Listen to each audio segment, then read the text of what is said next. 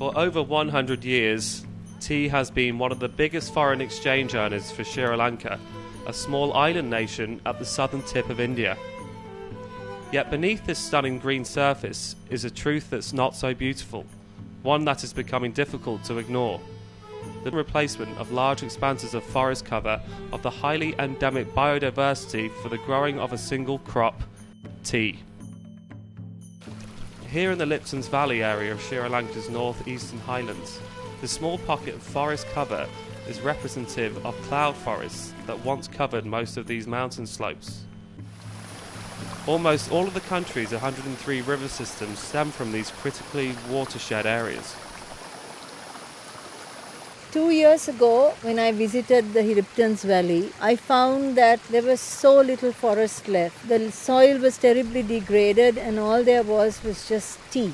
The reason why I'm here is to try and resuscitate the land, resuscitate the soil, bring the trees back, and hopefully a forest like this back. Malvani is the director of the Neosynthesis Research Centre, which focuses on environmental research and good practices, and has been using this forest for the seedlings of a unique project that aims to restore the watershed of this area. To begin with, she recognised that the changes she sought to bring out cloud only be achieved through the collaboration of a range of stakeholders, including, crucially, the plantation management companies.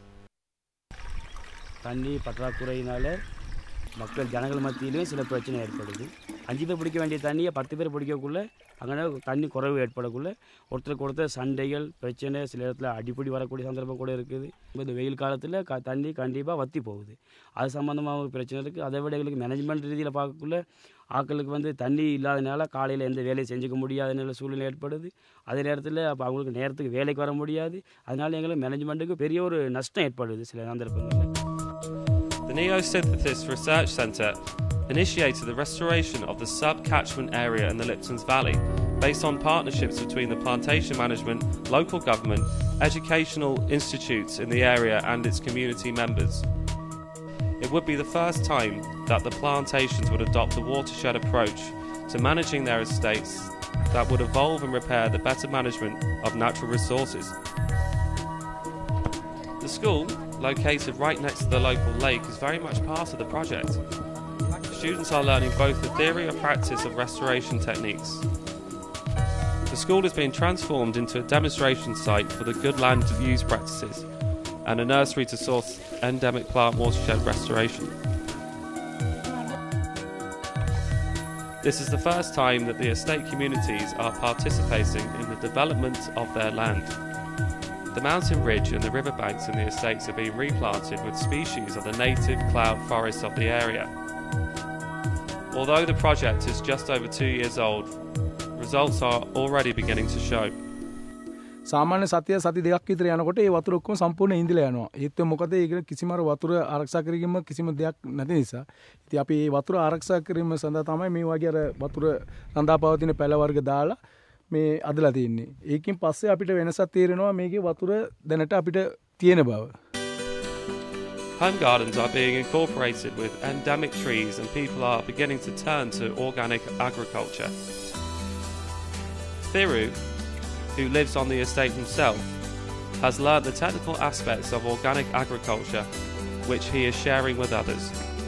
நான் இந்த ஆளுகளுக்கெல்லாம் கொம்பஸ்ட் செஞ்சு கொடுத்து மரக்கறி செய்கிற மாதிரி liquid இந்த மூலிகை காட்டிலேருந்து கொண்டு வந்து அதெல்லாம் செஞ்சு லிக்விட் செஞ்சு அதெல்லாம் மரக்கறிக்கலாம் அடிக்கிற மாதிரி செஞ்சு கொடுத்து எல்லாத்துக்கும் சொல்லிக் கொடுத்து நிறைய இந்த இதுலேருந்து நல்ல நோய் நொடி இல்லாமல் வாழ்கிறதுக்கு மக்கள் செஞ்சு. The wonderful part about a tree is that when it sheds its leaves, they all collect on the top of the ground to form this really thick layer of leaf litter, which with hundreds and millions of soil fauna that eat this, and there is the process of nutrient recycling, and then there is the precious formation of soil. So what we're doing here is restoring the soil, restoring the shade, restoring the cover on the soil. And so what happens is that if you have a waterway and you shade it, you're reducing the evaporation of water out, but more than anything you're keeping the soil, there's no erosion, there is habitat for biodiversity, is improvement of water quality. As you can see here, there are insects floating, skimming the surface of this water. Most of these insects are good indicators of water quality, which basically means that if the insects can live and breathe in them, and the tadpoles can breathe in them, and the other hundreds of other frogs and other amphibious forms that live in these waters can live in them, that this water is now fit for drinking.